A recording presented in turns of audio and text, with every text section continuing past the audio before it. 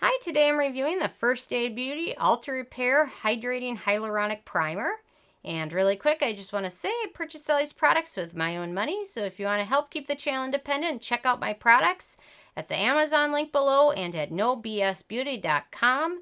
I have shirts there, and if you order one, I will be making it today. Tried on a lot of different shirts. There are so many different styles and sizes, and one shirt I tried on, it was like a kid size. Then the next one I tried on, it was like just way too big. So it's kind of fun testing out. I think I tried on 12 different brands. So anyway, and I'll have to do a video on how I make them because it's kind of fun. Anyway, so check it out on the link below and pick one up. And I've got more styles coming soon. I'm kind of working on those too. Kind of fun. Anyway, totally different than beauty stuff. But anyway, so on to the First Aid Beauty Primer, which is a new product. They have their coconut smoothie primer, which I really like. If it's good to add a little bit of a natural glow to your skin and hydrate at the same time. And this one adds a slightly less amount of glow to it. But this one I find to be a little bit more hydrating. So anyway, I'm going to let you guys know my thoughts on it based on my Sarah score scale. And my first criteria is packaging, and kind of fits in with the First Aid Beauty packaging. Actually, when I reach into my drawer, I really have to look at every one of them because the packaging is so similar. But it's nice packaging. It protects the beneficial ingredients from exposure to light and air. And of course, I hate digging my fingers into jars. So this is a nice packaging, simple yet effective. My second criteria is alcohol, and this does not contain any of the denatured or drying alcohols, so that is a very good thing. My third criteria is fragrance, and that's where there is one slight misstep. For the most part, the scent from this is natural, and when you apply it, it dissipates rather quickly. It's kind of a fruity scent to it, which is nice, and there's nothing wrong with it. It dissipates rather quickly, so if you have very sensitive skin or a sensitive nose to scents, you probably won't have much of an issue. However, they did include sandalwood extract, which most people won't have any issues with, but there's some people with sensitive skin that could have an issue with it. So it pops up in a lot of products, especially a lot of like K-beauty products. So it's not high up on the ingredient list, so it's not much of an issue. But again, if you have very sensitive skin or very sensitive nose, it could be an issue. So if you have either of those, I recommend if you can check it out in the store. I think Ulta will be carrying it in their store. So it's worth getting a small sample if you can, just to try it out before you make the purchase. So that's really, for the most part, the only slight misstep with this product. So my fourth criteria is the manufacturing location, and this is made in the US, so no issues at all with that. My fifth criteria is ease of use, and you're going to want to use this in the morning before you use any sunscreen.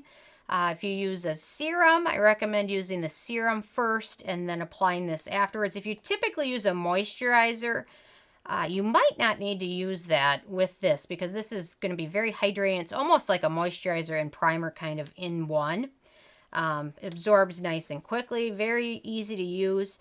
But for the most part, typically in the morning, I would wash my face. I would apply sometimes a light toner and essence, then my First Aid Beauty Ultra Repair Hydrating Serum, and then I would typically use my Drunk Elephant Pro-Tini Moisturizer, and then whichever sunscreen I use for the day over that. And I've got many different sunscreens. It just depends on if I'm going to be outside, if my skin is dry that day, if I want a little bit of a glow. So it just depends on a few different things, and also depends on what foundation I'm going to be using over it. But I really didn't need any moisturizer. So after the first time I used this, I actually got rid of the Drunk Elephant Pro-Tini in my morning routine and substituted it for this, and it worked nicely, and my skin was still hydrated. So it was kind of a nice change, since the Drunk Elephant Pro-Tini is like almost $70 and this is $28. It's became a little bit more of a good deal. So very easy to use, and then you'll want to apply sunscreen over this, and then a foundation, or if you use a foundation with sunscreen. But it plays well with other products. I never had any issues with pilling with it, so I do recommend after you apply it, give it about a minute just to set and fully absorb, and then apply your sunscreen or foundation. So Very easy to use, no issues at all with that. My 6th criteria is antioxidants, and it's got several good antioxidants in here. Aloe, which is high up on the ingredient list, got aloe, green tea extract, feverfew extract, licorice root, sodium hyaluronate, melon extract, apricot fruit extract, apple extract, raspberry extract, vitamin E. It's got a lot of good fruit extracts in there. There's a difference in fruit because citrus fruits can be irritating to the skin, but in general, most other fruits don't cause any potential irritation. And the real issue with citrus ingredients is that if you apply something that contains a good amount of like lemon peel extract oil and go outside and the sun sees that, it can be phototoxic. So that's why a lot of those citrus ingredients, if you use a product that contains a lot of different citrus oils in them, I do recommend using it in the evening. And if you have sensitive skin, probably try not to use them at all because they can be cause some irritation there. So, but overall, this is loaded with, for the most part, very good hydrating ingredients. So I really was impressed with the beneficial ingredients. I would have loved to see perhaps a little bit more like vitamin C in here or something, but if you use a serum underneath, use a good vitamin C serum and then this, and then you'll be covered. So anyway, so lots of good antioxidants. My 7th criteria is animal testing, and the First Aid Beauty brand is cruelty-free, so that is awesome. My 8th criteria is performance, and this performs really well. If you have dry skin, you always need a good hydrating primer underneath, especially during the winter time. And it performs nicely. Leaves my skin feel. I'm wearing it underneath the Bare Minerals Bare Pro Longwear Foundation, which can be drying. A lot of longwear foundations can be very drying, but at the end of the day, my skin just looks nice and hydrated and dewy. It helps with any foundations you use that might accentuate dry patches. It really helps prevent that from happening. So if you have dry skin or use longwear foundations, I really recommend this primer because it will help. If you have very oily skin, it might not be ideal, but if you use a longwear foundation with oily skin, this could be a good option to use underneath that longwear foundation. And some of them contain denatured alcohol and things like that. So throwing this on underneath it will definitely help your skin stay hydrated and look nice for the rest of the day. So I thought it performed nice. I was very happy. My 9th criteria is the price, and this is the full size, which is 1.7 ounces. So most primers are probably in a little 1 ounce bottle. This is bigger than that, and it sells for $28. So in my opinion, it's a good deal. And a little bit goes a long way. You don't need more than a dime size to cover your entire face. So definitely a good deal.